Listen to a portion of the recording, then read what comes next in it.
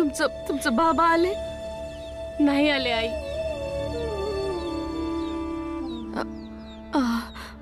बाबासनी काय सांगणार? आपण इतकी समधी लोक असून एवढी छोटी गोष्ट नाही सांभाळू शकलो. काय सांगायचं त्यासनी? जावई बापू कुठे आहेत? जावई बापूंना बोलावणार. कुठे आहेत जावई बापू? अरे जा ना, काय तोंड बघत बसलाय? जावई बापूंना बोलावणार. त्यासनी सांगा मुलींच्या घरला जा, त्यांचे पाय धरा आणि सांगा मंजुळाचं लगीन आहे ना, त्यासनी सांगा परत या. जा जा जा. काय निघून गेले ते. कोण गेलं? निघून गेले. कोण? जावई बापू? जावई बापू जावई बापू गेले. हा मग ठीक आहे ना, मग तू जा ना, जा. अगं जावई बापूंनी सांगितलंय की ते त्यांच्या नात्यामध्ये आहेत ती मुलाकडची लोक. जा जा जा जा ना. अगं जा ना. अगं माझं कोणी ऐकत नाही. अगं शांत हो आई. मुलाने म्हणलंय ना की तू आपल्या मंजुळे संग लगीन करणार म्हणून. तू शांत हो आधी. कवा करणार? हा कवा करणार ताई? तुम्ही सांगा ना. असं कधी होतं का लगीन? असं नाही होत कधी. तू जा जा जा जा. तू जा त्यांना समजावून ये. जा. अगं ऐकत का नाहीस तू? आत्या बस झालं. ऐक, पोरगा लई चांगला आहे. त्याने समजा गावकऱ्यांसमोर सांगितलं की तो आपल्या मंजुळाशी लगीन करेल म्हणून. हो आई, आता तू बी गाववाल्यांसारखं बोललीस तर कसं होईल?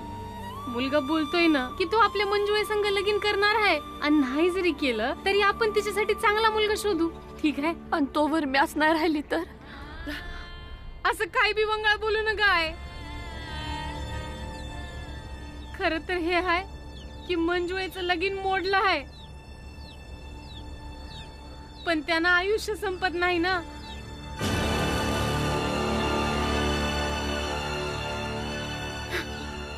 खरं तर हे हाय, माझ्याशिवाय या घरात कोणाला बी वाटत नव्हतं की मंजुळाचं लगीन व्हायला हवं. जास्त करून माझी तिन्ही पोरं.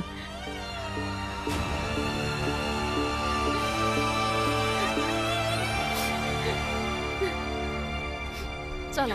अरे आई, आई चला घरातनं बाहेर निघा. आई, चला तुम्ही थांबवणार नाही मला. चालते वा घरातनं. जर आईचं म्हणणं ऐकणार नसेल तर या घरात तुम्हाला जागा नाही आहे. भिवा आला तर त्याला सुद्धा घरात पाऊल टाकू देणार नाही. सांगा तुमच्या भीमाला, जवळ त्याची आई मरत नाही ना तवर घरात पाय ठेवायचा नाही. अगं काय बडबड करत राहिली? चल बघू आतमध्ये. नाही, हेच बरोबर आहे. जा, निघून जा. नाही, आम्ही कुठे नाही जाणार. आम्ही इथंच राहणार. इथंच याच घरला तुमच्या समध्यांसंग. नाही जाणार? हा, नाही जाणार तू का? जेव्हा तुझी इच्छा होती तेव्हा समध्यासने सोडून गेला होतास ना. आता नाही जाणार का? कारण तुम्ही जिंकला आहात ना. तर जा ना, समध्यानी मजा करा. भीमा येईल ना त्याच्याबरोबर पाचा वाजवा, आनंद साजरा करा, नाचा समध्यानी. जा. आई असं नाही आहे. आई, आमासनी भीमनी म्हणलं होतं जर हे लगीन मोडलं तर तू दुखी होशील, तेव्हा आम्ही दोघं मिळून तुझी काळजी घेऊ.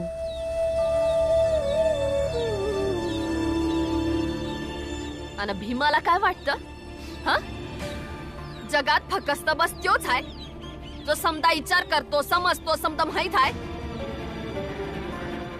तर सांगा त्या भीमाला जाऊन, मला गरज नाही कोणाची. आई, आई, वहिनी. आई आई, आई आई, दारू. आई, दारू. आई दारू. आई, आई दारू. आई, आई दारू. आई दारू कर ना.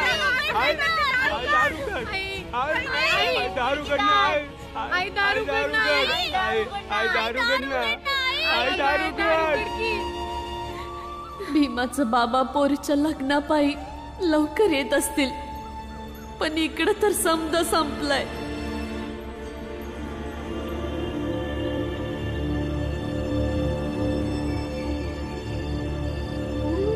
रात झाली, भाऊ अजून बी नाही आला.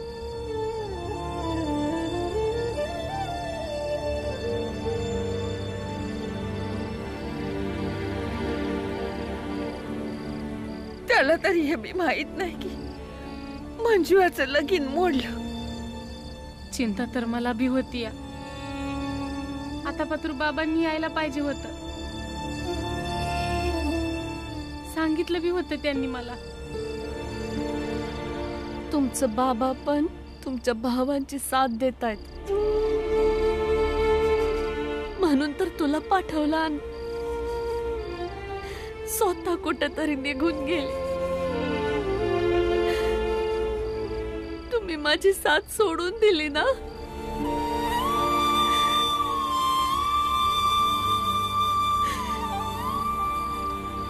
या घरात कोणाला बी वाटत नव्हतं की मंजुळाचं लगीन व्हायला हवं, फक्त मला वाटायचं.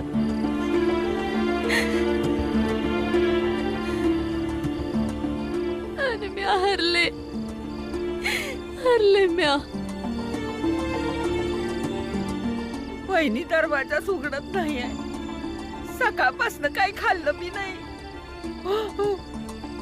भाऊ बी नाही आणि भीम बी नाही. त्या दोघांमधनं कुणी बी असलं असतं तर वहिनीला सांभाळलं असतं. आता काय करायचं? राहून दे आईला एकटी आत्या. एक आय म्हणून, एक बायको म्हणून, एक बाई म्हणून तिला विचार करू दे. त्या समध्या गोष्टींबद्दल जे आता झालं आहे, विचार करल, समजल तर स्वतःहून बरी होईल ती. आणि तसं बी या घरात सगळ्यात जास्त हिम्मत आणि धीर आई मंदीच तर आहे. बरोबर बोलतीयस तू. चला समध्यांसाठी स्वयंपाक करते. आज स्वयंपाक हिथंच करावा लागेल. राहू दे गा आत्या, जेवण नाही जाणार. आनंद बाळा. नाही आत्या, राहू दे. म्या बी नाही खाणार आत्या. नाही आत्या, चल जेवण बनवूया. मी आईला भरवीन आणि तू बी थोडं खाऊन घे. आणि आत्या, भीमराव आणि बाबा दोघं खूप समजदार आहेत. ते दोघं जिथं बी असतील तिथं आपली काळजी करत असतील. लवकर येतील ते. माझी बाई कधी. चल ये करूया स्वयंपाक.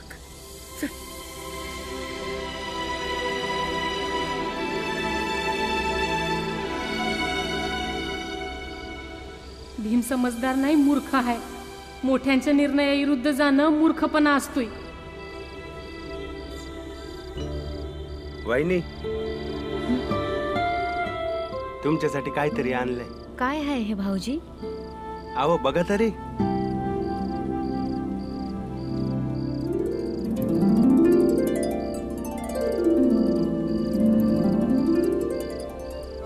वहिनी, हे तुमच्यासाठी. मी माझ्या लग्नापायी काही पैक जमवलं होतं, तर म्हणलं त्या पैकातून अभ्यास सुरू करेन आणि देवासाठी काहीतरी घेईन, ज्यानं माझी मदत केली. म्या का वापसनं देव झाली भाऊजी? वहिनी, तुम्हीच माझा देव आहात आणि आयुष्यभर तुम्हासनीच नमस्कार करणार. लई सुंदर साडी आहे भाऊजी. तुम्हासनी लई सुंदर दिसल. मी जातो. ठीक आहे.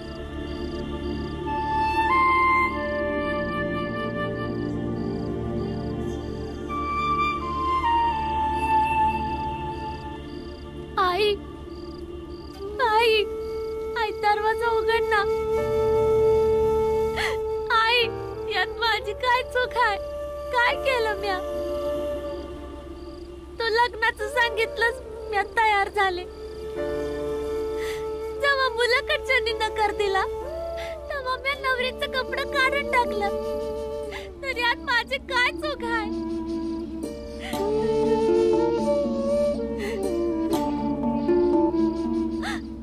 दरवाजा उघड ना. आई, आई, आई काहीतरी बोल ना.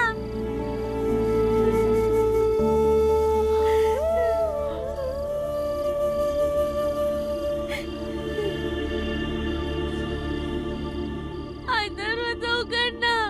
जाहीत ना, मला भूक नाही आहे. नाही जाणार. जेव्हा तू मानतेस तर का म्हणून खोटं खोटं समजावतेस? बोलते की आई मुलीचं नातं वेगळं असतं. जेव्हा आई मुलीला समजून घेते तर मुलगी बी आईला समजून घेत असेल ना. आई दरवाजा उघड ना, नाही तर सांग जे बी तू म्हणाली होतीस ते खोटं आहे. ठीक आहे, नको उघडू. मी अभि इथंच बसून रातभर तुला दरवाजा उघडाया बोलत राहील. कमीत कमी आईचा दरवाजा न उघडणं आणि मुलीचा दरवाजा उघडायचा प्रयत्न याचं नातं बनेल ना.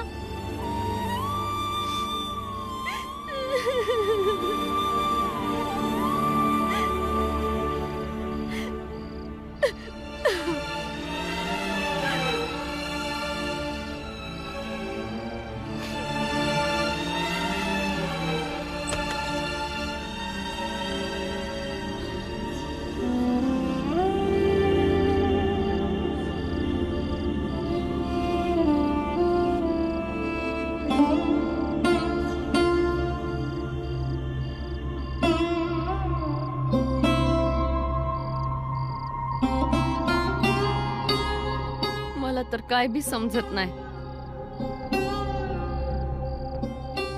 ही समधी माझीच माणसं आहेत ना,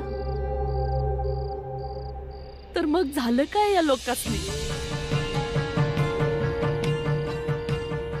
ज्याला जे बरोबर वाटते तो तेच करतोय. भीमाच्या मनात आलं, गेला घर सोडून तो. आनंद बाळा स्वतःच्या मनाचे मालक. तुमच्या बाबासनी वाटलं भीमाला शोधायला जातो, गेले निघून कोणाला न सांगता. तुमच्या बाबांना ठाव नव्हतं ना की लगीन नाही होणार, तर मग तुमचे बाबा का नाही आले अजून? बोला, कोणीतरी बोला.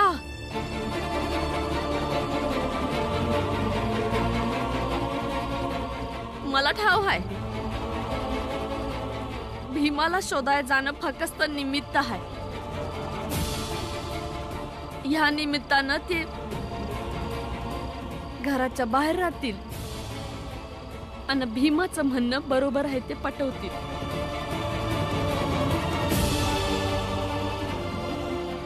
लग्नाला नाही राहिले तर लग्नाच्या विरोधात मोजलं जातील ना. प्रत्येकाला स्वतःचीच पडलेली आहे, स्वतःचाच विचार बरोबर वाटतोय.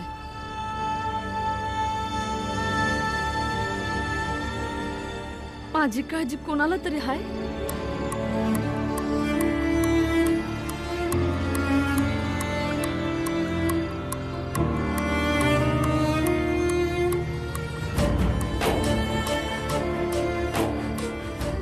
आई, मला तुझी लय काळजी आहे, पण त्याआधी तू थोडं खाऊन घे, त्यानंतर जे बोलायचं असेल ते बोल.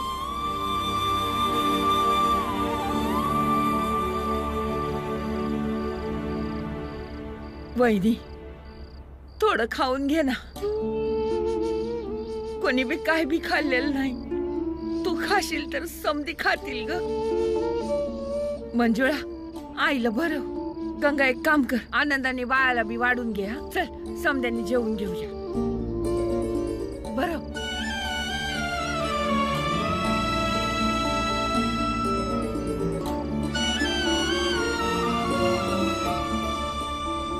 बाळदादा, आईनं काहीतरी खाल्लं तरी, नाहीतर तिची तब्येत परत बिघडली असती. वय आनंद, आणि आता आपल्याला बाबा आणि भीमला शोधायच पाहिजे. शोधूया, पण त्या भास्करच्या वहिनीचे पण आभार मानायला पाहिजे. जर त्यांनी आपली मदत केली नसती तर हे लगीन कधीच तुटलं नसतं. तेव्हा जे झालं ते झालं, पण हे लगीन तुटलं ते बरंच झालं. आनंद, जर त्यांच्या घरच्यांनी आपल्याला भेटूच दिलं नाही तर त्यांचा आभार कसं मानणार? बाळदादा, जसं आपण त्यांच्या घरात उडी मारली होती, परत उडी मारूया आणि मानूया आभार. यात कोणती मोठी गोष्ट आहे?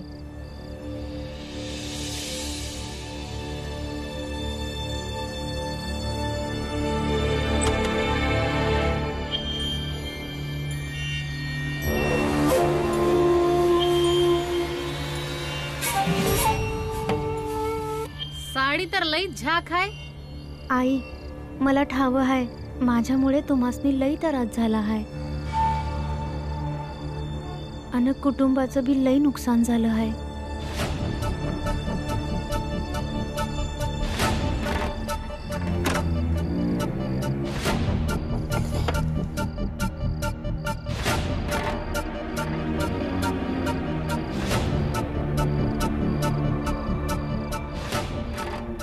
आता या नुकसानाची भरपाई तू करशील.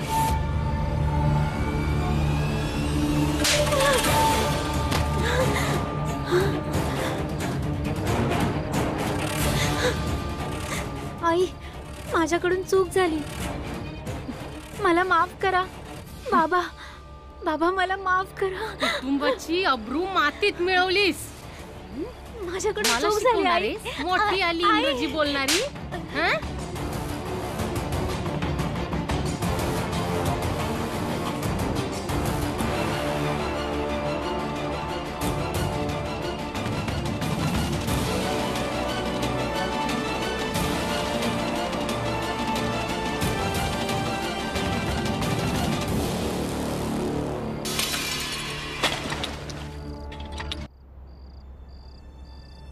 वहिनी आतापर्यंत तयार झाली असेल.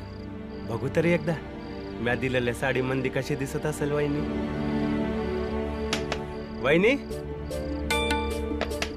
वहिनी, वहिनी,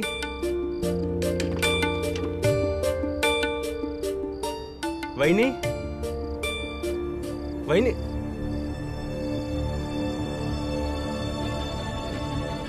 वहिनी,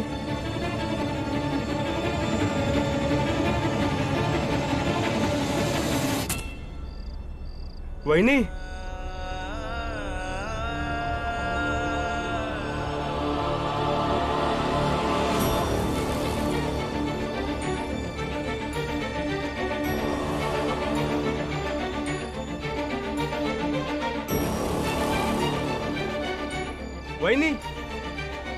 वहिनी, वहिनी, वहिनी, दादा.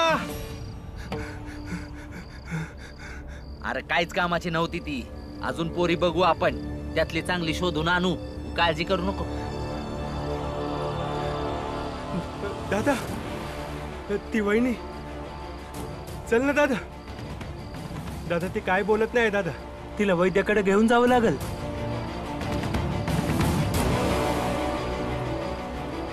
आई बाबा, ती काहीच बोलत नाही आहे. माहित नाही काय झालं तिला. दादा चल ना. दादा चल ना. दादा मेली आहे ती.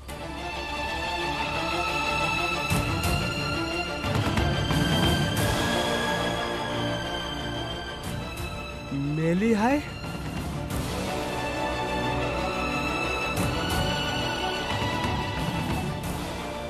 मेली आहे पण कसं.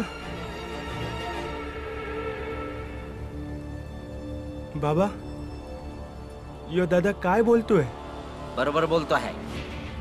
ती त्याच लायकीची होती. तू जाऊन झोप आता. सकाळी अंतिम संस्कार करू. चला.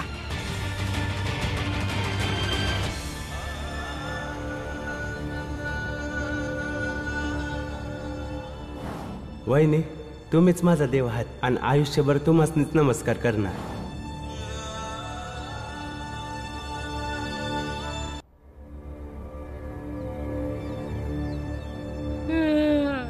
काय झालं देवा. आता झाली चुकी सुनेकडनं तर झाली. त्यापै जीव द्यायची काय गरज होती. खूप चांगली मुलगी होती. तिला सहनच नाही झालं की तिच्या चुकीमुळं तिच्या परिवाराच्या इज्जतीवर गोष्ट आली. बिचारीचं दम गुदमरत असेल. तहान लागलेली. पाण्याचं मटकं घेतलं आणि पाणी पिऊ बी नाही शकली. मला एकटं सोडून गेली. लय जीव लावायची मला. का निघून गेली. कसं राहू तुझ्याशिवाय. जे झालं ते झालं. काय करू शकतो. हा, हिच्या अंतिम संस्काराची तयारी करा. अरे देवा, आम्ही तुझं काय बिघडवलं होतं जो यो अन्याय केला आमच्या संग.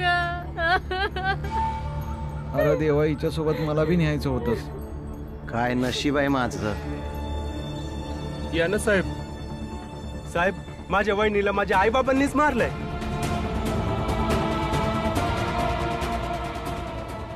हे काय बोलायलास भास्कर तू.